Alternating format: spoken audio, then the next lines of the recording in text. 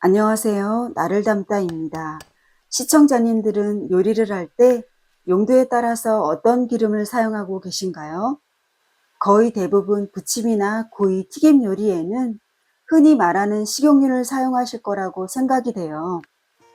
샐러드를 즐겨 드신다면 올리브유가 일반적일 것 같고요. 나물 무침이나 비빔밥, 양념장에는 대부분 참기름을 사용하실 거고요.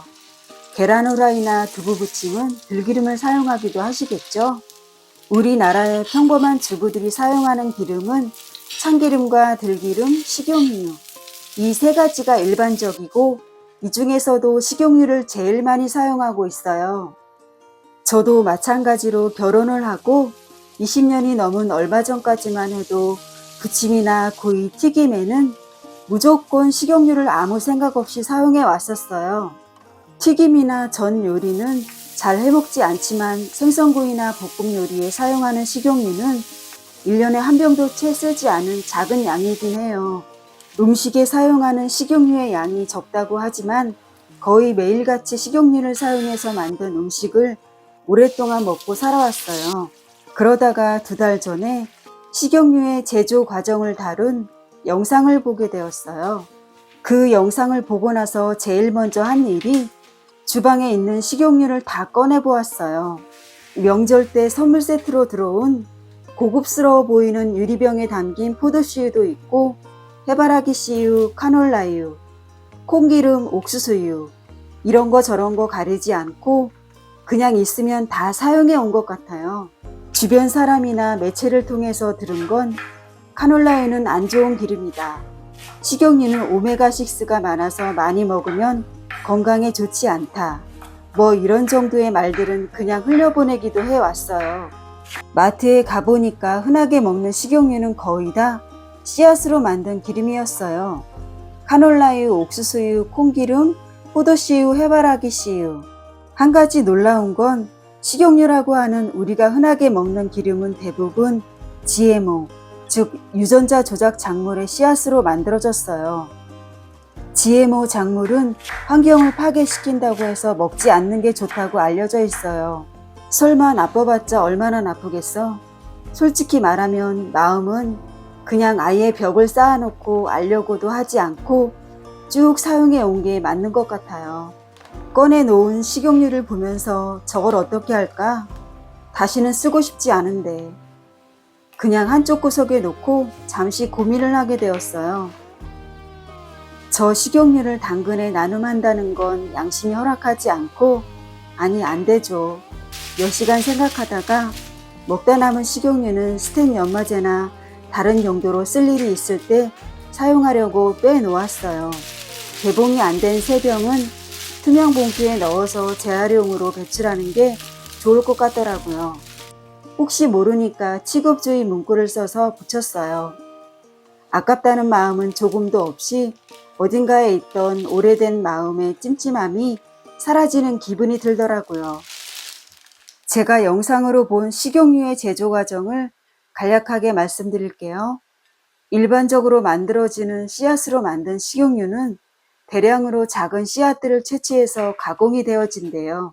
씨앗을 분쇄한 다음에 오일을 채취하기 위해서 용매 추출법을 사용한다고 해요.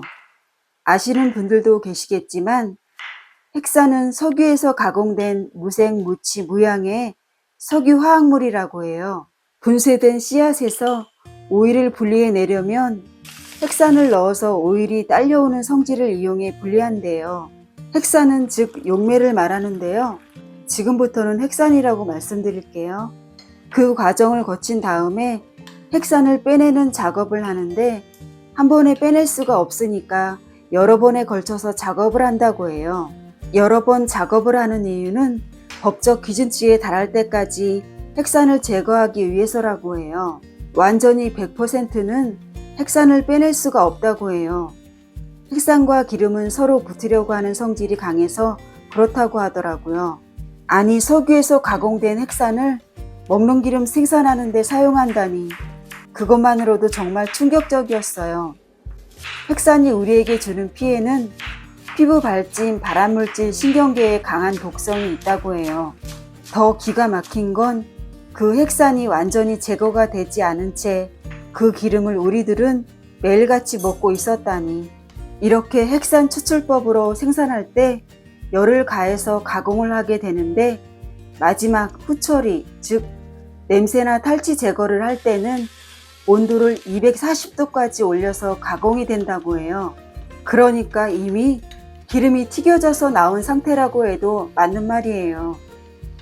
그냥 핵산 추출법으로 만든 식용유들은 만들기 전에도 이미 발암물질이 많이 있는 그 상태인 셈이에요.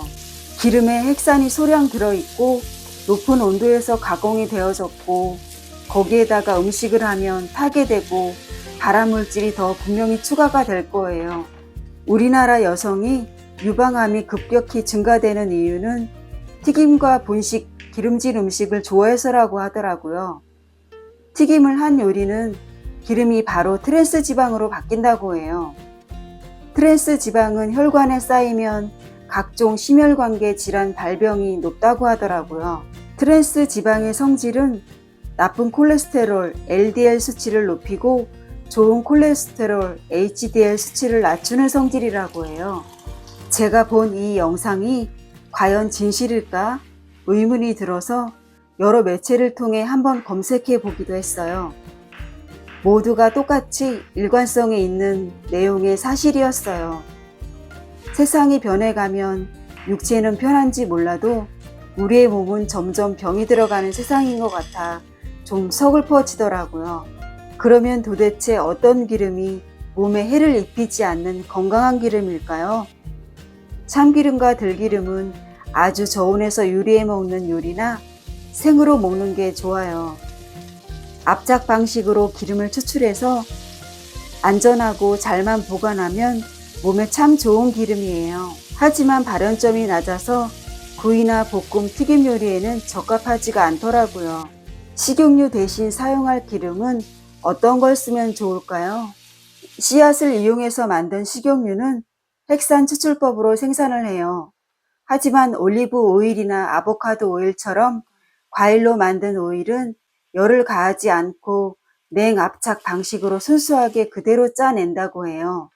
간단히 한 줄로 요약하자면 씨앗으로 만든 오일은 인공 첨가물을 많이 넣어 가공한 마트에서 파는 주스에 비유할 수가 있고, 과일로 만들어지는 오일은 순수하게 짜낸 원액 100% 주스라고 비유하면 이해가 되실 거예요. TV나 유튜브를 보면 올리브 오일로 스테이크를 타기 직전까지 굽는 걸 흔하게 보게 되는데요. 좋은 오일을 나쁜 발암물질 덩어리 오일로 만드는 것과 같아요. 발연점이 170도 정도라서 생으로 먹거나 약한 열로 요리하는 게 적합해요. 제가 식용유의 제조 과정을 보고 나서 잠시의 망설임도 없이 식용유를 쓰지 않겠다고 바로 결정했던 건 이 올 바이오 아보카도 오일을 알게 되었기 때문이에요. 다른 좋은 점도 많지만 발연점이 271도나 되는 점이 가장 마음에 들었어요. 실제로 식용유를 썼을 때와 똑같이 요리를 해도 연기도 없이 놀랍게도 눌러붙거나 타지가 않더라고요. 이 엑스트라 버진 아보카도 오일 하나만 있으면 구이, 볶음, 조리, 튀김 모든 요리를 마음 놓고 할 수가 있어요. 아보카도의 향이 진하지도 않고 은은하게 깨끗한 고소함이 확 퍼져요. 세계 10대 푸드에 아보카도가 들어갈 정도로 건강에 좋은 건 다 아실 거예요. 아보카도 오일이 있는 것도 알고 있었지만 선뜻 사려고 하지도 않았고 살림을 하다가 요리에 사용해 보라는 권유를 받고 사용하게 되었어요. 사려고 하지 않았던 이유는 가격이 많이 비쌀 거라는 생각이 들어서였어요. 용량을 따져서 올리브 오일과 비교해 봤을 때 더 비싸지도 않고 비슷한 가격대더라고요. 제가 쓰는 이 아보카도 오일 사이트마다 검색해 보니까 평점도 아주 높았어요. 올 바이오 아보카도 오일 써보시면 정말 좋아하실 거예요. 식용유가 안 좋다고 안 드시는 분들도 아마 많이 계실 거예요. 저는 너무 먹거리에 관심이 부족했던 것 같아서 반성이 되네요. 상상도 못하는 방법으로 식용유를 제조하고 또 우리나라 기업들은 완제품에 가까운 기름을 사들여 와서 포장만 해 판매가 되고 있었다는 사실에 분통이 터지고 답답하네요. 식용유뿐만 아닌 다른 먹거리도 마찬가지겠지만요. 끝까지 봐주셔서 감사드립니다.